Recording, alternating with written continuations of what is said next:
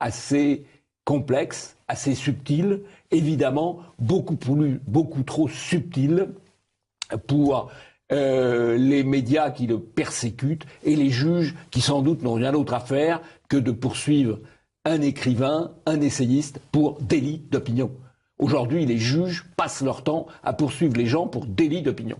D'ailleurs, on connaît ce qu'en pense le président Hollande qui a parlé de la lâcheté de la magistrature. Alors, comme je l'ai dit, c'est un véritable tollé, un scandale dans la presse, notamment Europe 1 en fait l'écho. Les propos d'Éric Zemmour, ils font une nouvelle fois polémique avec cette interview accordée la semaine dernière. Le chroniqueur a exprimé son respect à l'égard des terroristes djihadistes, des propos qui ont provoqué une levée de boucliers. Jérôme Ivanichenko, bonjour. Bonjour Thomas. Mais je crois qu'il n'y a pas du tout de provocation dans ce que dit Zemmour. Zemmour, il pense quelque chose, il le dit. Il se trouve qu'il y a un certain nombre d'ahuris qui ne comprennent pas qu'on puisse penser autrement que la doxa dominante. Mais il n'y a pas de provocation. Il y a une analyse qu'on peut contester, bien sûr, mais il n'y a pas de provocation. L'interview est tellement scandaleuse que Elisabeth Lévy, la rédactrice en chef de Causeur, est obligée de se justifier sur le plateau de BFM. Vous ne pouvez pas, madame, à aucun moment, vous êtes responsable, vous savez très bien, qu'en diffusant cette interview, vous allez déclencher... Ben alors, à ce moment-là, vous faites preuve, excusez-moi, de certain amateurisme, parce que, très franchement... mais madame, mais très franchement, vous savez très bien qu'il va y avoir des réactions qui vont être extrêmement Non, virulentes. alors excusez-moi, j'ai pensé qu'il y aurait des réactions au reste de l'entretien. Et ces réactions... Vous avez voulu provoquer, Elisabeth ? Pas de provocation. Simplement une opinion dissidente, discordante par rapport à la doxa dominante. Voilà.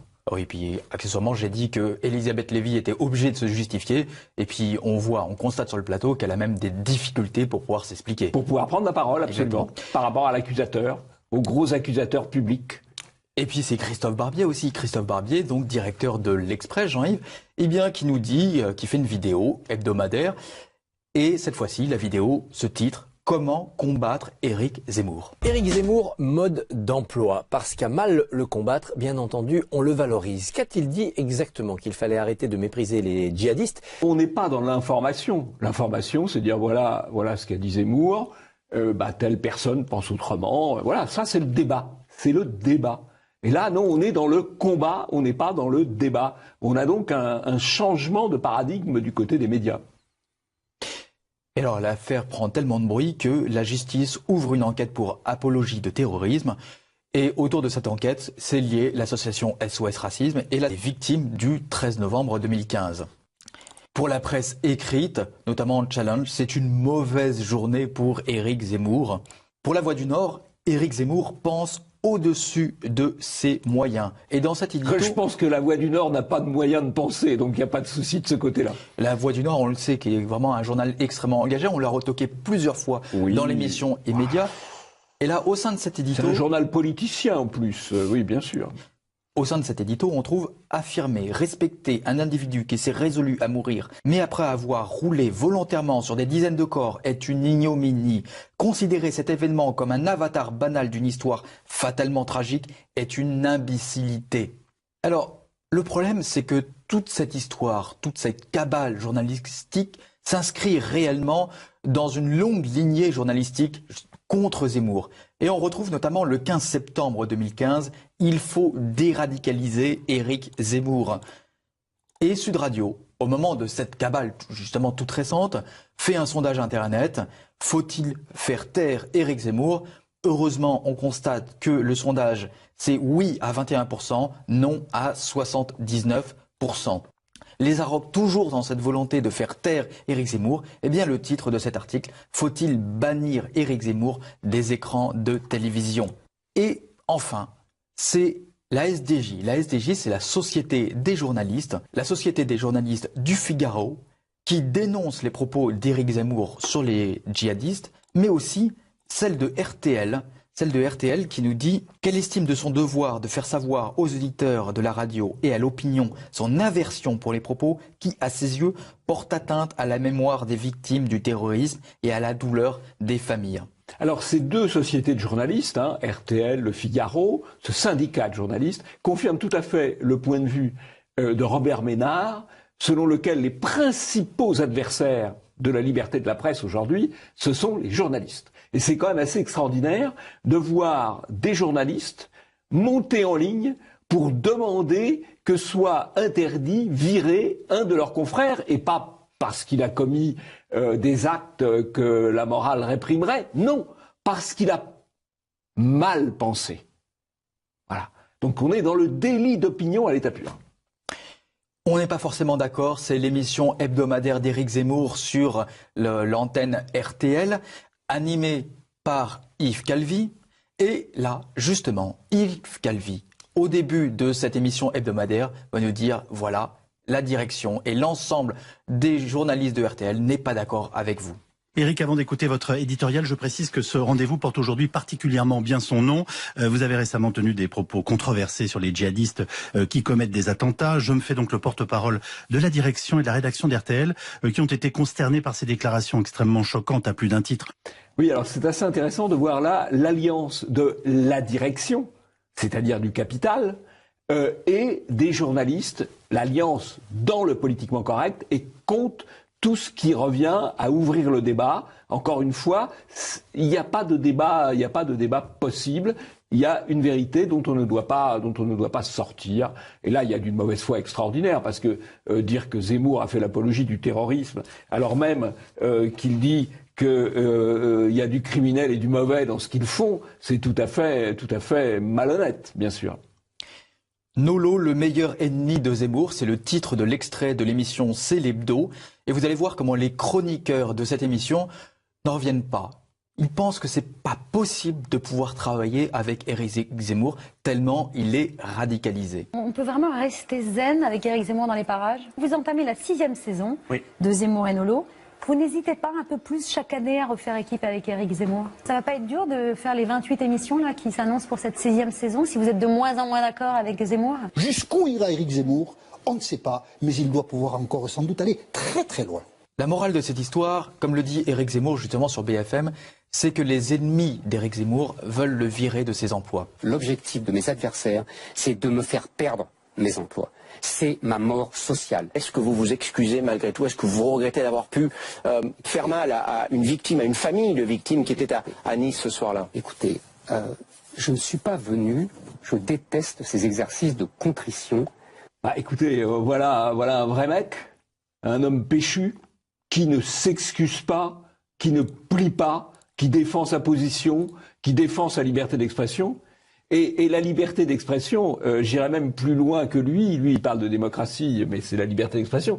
La liberté d'expression, ce n'est pas aussi pour les idées choquantes.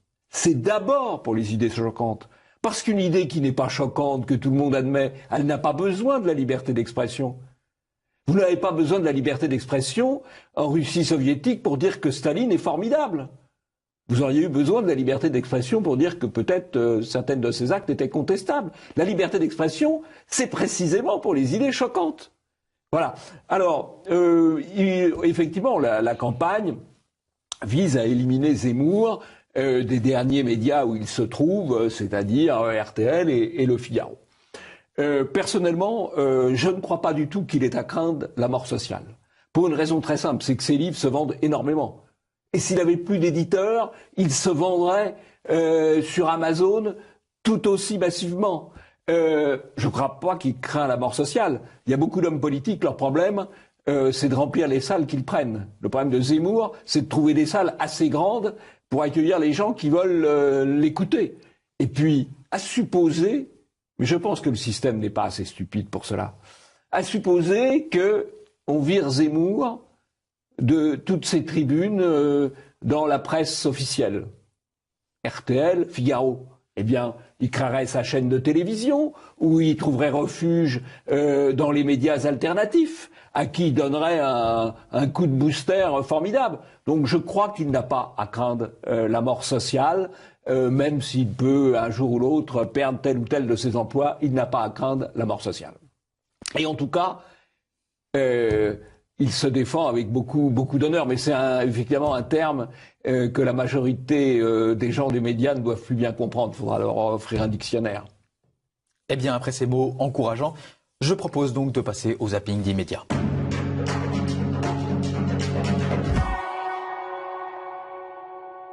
Un havre de paix après l'enfer. La Grèce inaugure un centre d'accueil modèle dans la banlieue d'Athènes. Il doit héberger 100 enfants migrants isolés.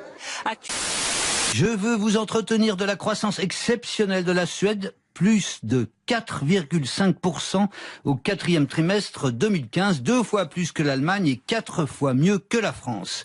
Or, après de longues réflexions, les économistes suédois viennent de conclure que cette croissance exceptionnelle pouvait être attribuée à la présence massive de réfugiés. On vous en a parlé dès hier, le Syrien suspecté de vouloir commettre un attentat en Allemagne a finalement été arrêté et visiblement cet homme avait vraiment prévu de passer à l'acte dès que possible. Non, je dirais pas le jour de gloire, mais ça démontre encore une fois qu'il faut faire attention avec ses préjugés. Tous les réfugiés ne sont pas des terroristes, mais il peut y avoir certains terroristes dans la vague d'arrivée, après la vague d'arrivée de réfugiés. Moi je le comprends. C'est compréhensible. Ils viennent, ils nous contrôlent, ils nous parlent mal, ils font les malins, c'est-à-dire ils nous bousculent, ils nous font des trucs de ouf. Il faut pas se plaindre qu'après on pète les plombs. Comme j'ai dit, vous, n'importe quel citoyen lambda, il se mange le contrôle, un contrôle que nous on se mange tous les jours par la BST, mais demain il va chez le psychologue. Depuis hier, c'est l'homme le plus recherché par la police allemande, Jaber al-Bakr, un Syrien de 22 ans. L'homme serait lié à l'État islamique et projetait un attentat à la bombe. Dans son logement, qu'il occupait à Chemnitz, dans l'est de l'Allemagne, les enquêteurs ont découvert plusieurs centaines de grammes d'un explosif extrêmement dangereux. Une photo, et puis il y a un message de l'internaute qui explique ce que c'est que cette photo. Alors, devoir signer les papiers sur le carnet de liaison pour l'enseignement de la langue arabe en primaire, ça y est, un cap de franchi. Mais en fait, ce message de l'internaute, il est complètement biaisé. Je vais vous expliquer pourquoi. Et vous en êtes ressorti avec une conclusion, la politique, c'est du gloubi-boulga. Ce que j'ai vu au cours de la semaine, ça ressemblait à ça, une mixture totalement invraisemblable, dans laquelle on ne sait plus qui cherche à nous divertir et qui est sérieux, parce que tous les genres, tous les codes de la télévision y sont allègrement mélangés. Alors je sais que vous ne voulez pas parler de vos ennuis judiciaires, mais juste parce qu'il y a eu un rebondissement par rapport à la Pologne en juin dernier. Nous trouvons, là, si vous voulez, je sais que vous êtes très habile dans ce genre de trucs, mais ça ne va pas marcher avec moi. Est-ce qu'au fond, sinon je vais vous pulvériser. Bonsoir Caroline Forest. Génie de la laïcité chez Grasset, plaidoyer vigoureux, argumenté pour cette originalité française qui est pourtant contestée à l'intérieur, parfois moquée à l'extérieur, jugée inadaptée à l'islam et au monde d'aujourd'hui, en complet décalage par rapport aux pratiques anglo-saxonnes. Vous répondez à toutes ces objections. Je précise que c'est pas un pamphlet écrit dans l'urgence, en réponse à un fait d'actualité. C'est un travail de quoi, plus d'1 an ?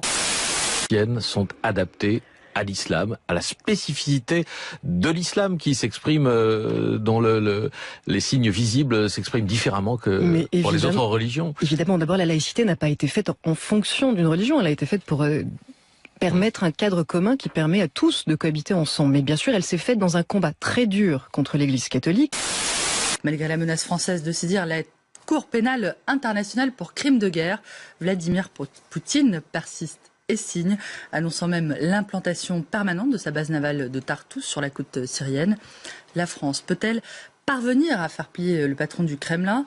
Question de 20 minutes qui présente l'engagement du président russe auprès du régime de Bachar al-Assad comme la guerre d'un tsar, tsaroir, ou le côté obscur de la force. Manifestation pour la liberté de la presse ce samedi à Budapest. 2000 personnes se sont rassemblées devant le Parlement pour protester contre la fermeture du journal Népszabadság, principal quotidien de l'opposition hongroise. La suspension de sa parution est annoncée comme motivée par des raisons économiques, mais de l'avis de tous ici, il s'agit bien d'un geste politique. Je pense qu'il est impossible que ce genre de choses puisse arriver dans un pays démocratique. Fermer un journal comme ça, du jour au lendemain. Et François Hollande, lui, parle. Ah bah oui, parce que lui, il est occupé pendant ce temps-là. Il parle à la presse. Donc le Parisien publie les extraits du livre de Gérard Davet et Fabrice Lhomme. Alors comme le résume cruellement Donat Vidal-Revel, Napoléon convoquait David pour immortaliser son sacre. François Hollande se rend chez les journalistes pour soigner sa sortie. Direction à présent les pays scandinaves, souvent précurseurs dans les sujets de société. Dernier exemple en date, la Norvège permet depuis cet été à des enfants dès l'âge de 6 ans de choisir leur sexe. À 16 ans, ils peuvent même faire ce choix sans le consentement des parents. La Norvège est ainsi le 4e pays avec Malte, l'Irlande et le Danemark où un changement d'identité sexuelle peut se faire sans médecin. Il s'agit d'une simple démarche administrative dont 9 enfants norvégiens ont d'ores et déjà profité. Eh oui, on n'a pas 5 minutes de répit avec les cons. Figurez-vous que Robert Ménard a encore frappé. Comme les mouches à merde, tu as besoin de vomir une sorte d'acide sur ceux qui t'entourent pour te nourrir et surtout nourrir ta haine et celle de tes camarades au regard vide mais pour qui la coupe est pleine. Toi, l'élu aux idées blanches mais à l'âme noire, ta gueule. Toi, l'homme au regard d'oiseau affolé qui sursaute chaque fois qu'à la télé on voit passer un chameau, ta gueule. Toi qui dis tout haut ce que n'osent même pas penser certains fachos tout bas, ta gueule. Oui, ferme ta gueule. Eh ben, alors, il faut savoir que le dernier personnage qui intervient est censé être un humoriste. Oui. Qui ne procède que dans l'insulte, puisqu'il parle de con, de mouche à merde, de vomir. Enfin, on voit le choix du vocabulaire. C'est drôle, c'est vraiment très très drôle. Alors, ce qui est intéressant quand même, c'est le message central. Ferme ta gueule. C'est-à-dire, c'est à nouveau le message de l'interdit sur la chaîne de services publics financée par les impôts du contribuable. Oui. C'est un récidiviste en plus. C'est un récidiviste. France Inter. Alors, France Inter, toujours, Monsieur Cohen réussit à recevoir dans la même journée Madame Fourest dans 2 émissions pour faire la promo de son bouquin. À la fois sur France Inter et sur, je crois, c'est l'hebdo, c'est à vous. Bon, c'est à vous. Voilà. Donc, 2 fois dans la même journée, Madame Fourest. Détox. Alors là, détox, là aussi, avec l'argent des contribuables, sur France TV Info. Alors, l'argent des contribuables, ça valse, hein.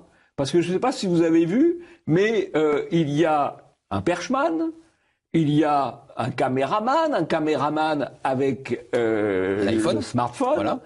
Et un journaliste.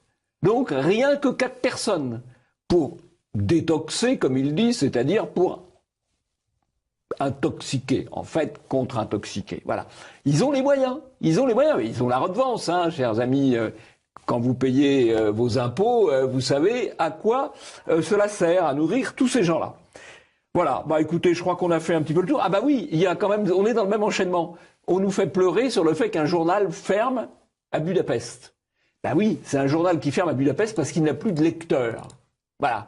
Et peut-être que le gouvernement de Budapest, plus sage que le gouvernement, ne le subventionne pas. Bah, les journaux qui n'ont pas de lecteurs, ma foi, c'est normal qu'ils disparaissent. D'ailleurs, en France, il y en a beaucoup qui devraient disparaître parce qu'ils n'ont plus de lecteurs, ils ne vivent que de subventions.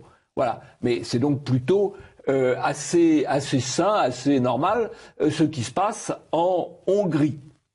Et ben voilà. Oh, dernier point, c'est assez humoristique quand on parle de Poutine en l'appelant Star. Non, pas Star Wars. Star Wars.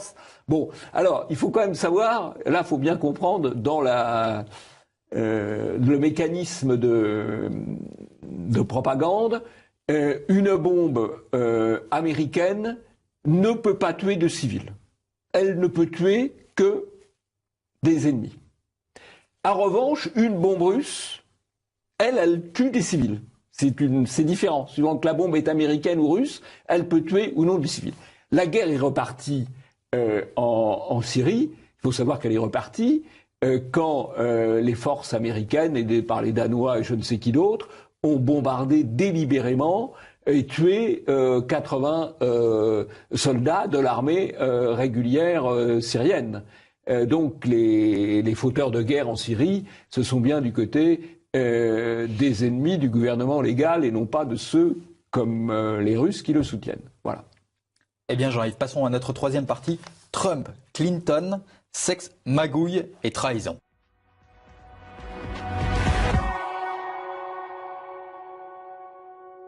C'est la vidéo qui fait scandale. Elle a été tournée en 2005, hors micro. Et puis dans cette vidéo, Donald Trump a des propos jugés sexistes. Automatically attracted to beautiful. I just start kissing them. It's like a magnet. You just kiss. I don't even wait. And when you're a star, they let you do it. You can do anything. Whatever you want. Grab them by the pussy. I can do anything. L'extrait fait scandale et une partie de la direction, en tout cas des Républicains, des supporters républicains, lâche Donald Trump. En tout cas, c'est ce que disent les médias français.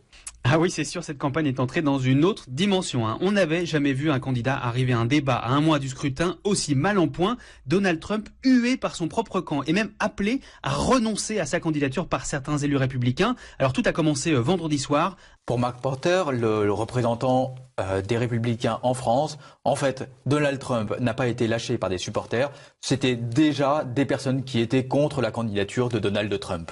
Il est malgré tout lâché par beaucoup de soutiens républicains, John McCain notamment. Mais c'est pas beaucoup. Ça, c'est les gens qui étaient contre lui depuis le début. L'acteur Robert De Niro fait une vidéo qu'il envoie sur Internet. Elle fait énormément de bruit. Au moment où je l'ai récupérée, elle avait plus de 500 000 vues sur YouTube, plus l'ensemble des vues qui ont été sur les différents journaux qui, eux, ont traduit la vidéo. I mean, he's so blatantly stupid. He's a punk, he's a dog, he's a pig. Pourtant, Robert De Niro n'est pas aussi sensible sur la question des mœurs pour chaque personne. Et on se souvient notamment de Robert De Niro qui fait l'accolade à Roman Polanski qui est accusé de viol. Non, on peut pas dire, c'est au-delà de l'accusation. Il a commis un viol sur une jeune fille de 13 ans, préalablement droguée. Ça n'a évidemment absolument rien à voir avec des propos de vestiaire attrapés à la volée. Il y a rigoureusement rien à voir. Rien à voir. Propos ressortis opportunément 11 ans après les faits et avant un débat dans un but tout à fait manifeste. Alors pour le temps, l'assaut des médias américains pour stopper Donald Trump, depuis quelques semaines, les journaux regorgent d'éditoriaux, de chroniques et de tribunes pour dénoncer la démagogie de Donald Trump. Et alors, c'est un article sur un site internet qui fait écho aussi à un article dans Le Monde, Jean-Yves. Oui, Le Monde daté du 13 octobre, consacre un article « La presse vote démocrate massivement ». C'est-à-dire, c'est très intéressant, la presse vote. Donc la presse n'est pas du tout dans une logique d'information. Elle vous dit ce que pense Mme Clinton, elle vous dit ce que pense M. Trump, elle vous dit ce qu'ils disent. Non, la presse, elle vote. C'est donc un instrument de combat politique, assez naturellement, au service du système, au service du lobby militaro-industriel, au service de Wall Street, bien sûr, au service du politiquement correct de manière plus générale. Mais alors aussi intéressant, c'est que la vidéo publiée par le Washington Post, la vidéo de Donald Trump, a été publiée le même jour que des publications à propos des mails de Hillary Clinton. Et alors c'est Sputnik qui titre « Trump dénonce le silence des médias américains sur la révélation de Wikileaks », la révélation à propos des mails supprimés d'Hillary Clinton. Jean-Yves, en quoi cette affaire est extrêmement importante? Et on va faire écho d'un article notamment de Numérama. Pourquoi Trump veut envoyer Clinton en prison pour des emails supprimés? Voilà, alors Numérama, c'est pas du tout c'est un journal assez neutre qui étudie en fait toute la vie numérique. Et effectivement, là, l'opération de la vidéo du son de Trump, pour quelque chose qui est peut-être de mauvais goût mais qui n'a rien de pénal, a pour but d'occulter une vraie question, un vrai sujet, qui sont les emails de Mme Clinton qui sont révélés par Wikileaks. Pourquoi? Parce que un agent du département d'État américain qui utilise sa messagerie privée, non protégée, dans un cadre professionnel, il peut être condamné à perdre son emploi et il peut être condamné pénalement, il peut être condamné à la prison. C'est ce qu'a fait Mme Clinton à très grande échelle, avec des dizaines de milliers d'emails, sachant que Mme Clinton était secrétaire d'État, ministre des Affaires étrangères des États-Unis, donc avec une responsabilité considérable. Alors, elle a fait ça, c'est donc une affaire considérable. Elle a d'ailleurs menti ensuite, et on sait à quel point aux États-Unis le mensonge et le parjure sont graves. C'est le problème qu'avait eu son mari Bill Clinton au moment de son histoire avec Monica Lewinsky. C'est ce qui a amené le président Nixon a démissionné dans l'affaire du Watergate. Or, Mme Clinton a menti puisqu'elle a dit mais non, il n'y avait pas d'email confidentiel alors qu'il y avait des emails qui concernaient des sujets secret défense. C'est ça la véritable affaire. Et donc on a sorti au dernier moment une vidéo des propos de vestiaire, encore une fois, de M. Trump, c'est sûrement tout à fait regrettable, mais qui n'ont absolument aucun caractère pénal, alors que ce qu'a fait Mme Clinton comme secrétaire d'État, c'est évidemment pénal dans le concept américain. C'est infiniment, enfin ce n'est pas du tout la même chose. Il y a une chose qui n'existe pas, ou peu, en dehors du mauvais goût, il y a une chose qui est gravissime. Les enregistrements hors micro. Est-ce que ce sont est-ce que ça permet de lancer des scandales?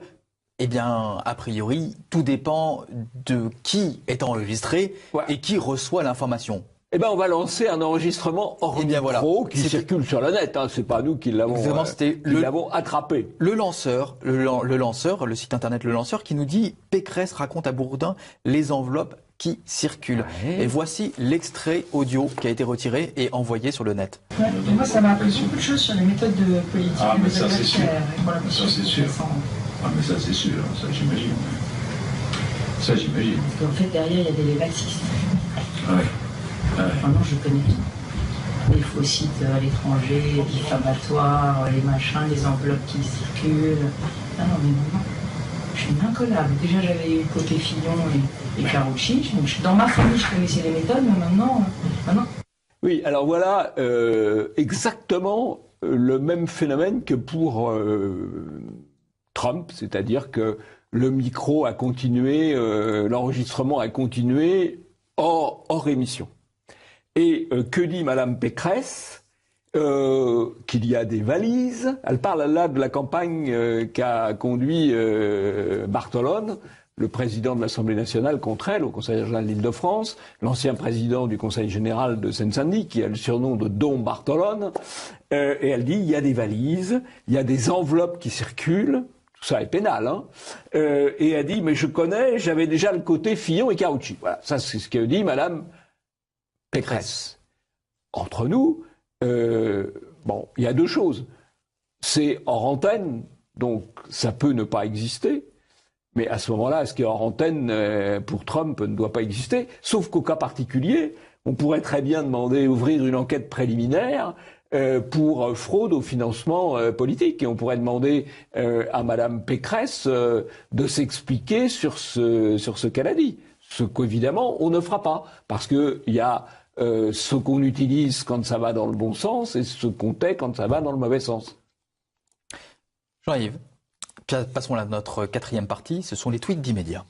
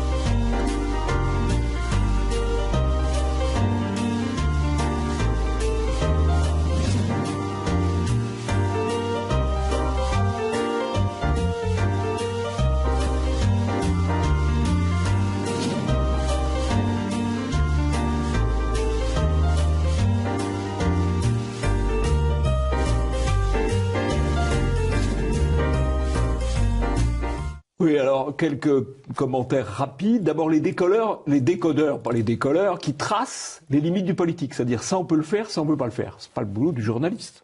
Le boulot du journaliste, c'est de rapporter des faits. C'est pas de dire les politiques peuvent faire ça, peuvent pas faire ça, s'agissant de l'interdiction du voile dans tel ou tel espace public.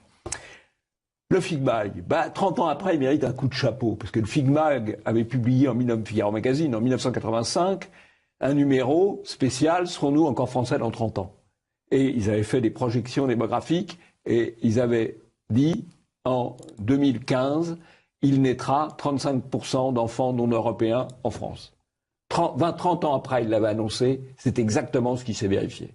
Et à l'époque, le numéro avait fait un scandale, bien sûr. Et c'est eux qui avaient raison. Chapeau à ces journalistes de cette époque-là, où c'était à l'époque où Louis Pauwels dirigeait le Figaro Magazine. Un dernier tweet qui mérite un commentaire tout particulier, c'est celui de Gilles Penel. Gilles Penel est le président du groupe Front National au Conseil régional de Bretagne. Il représente 20% des électeurs bretons. Et il reçoit du responsable de Ouest France pour le Morbihan un courriel qui lui dit « Veuillez ne plus rien m'envoyer ».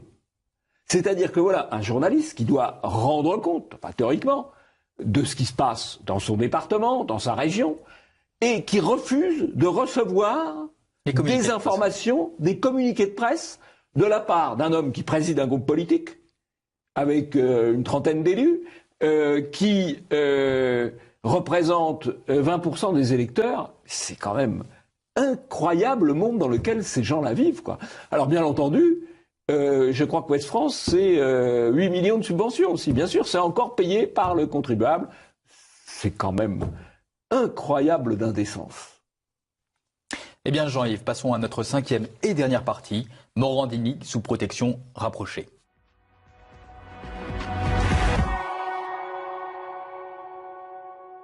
Le 7 octobre, la direction d'ITélé envoyait à l'ensemble des rédactions Jean-Marc Morandini rejoindra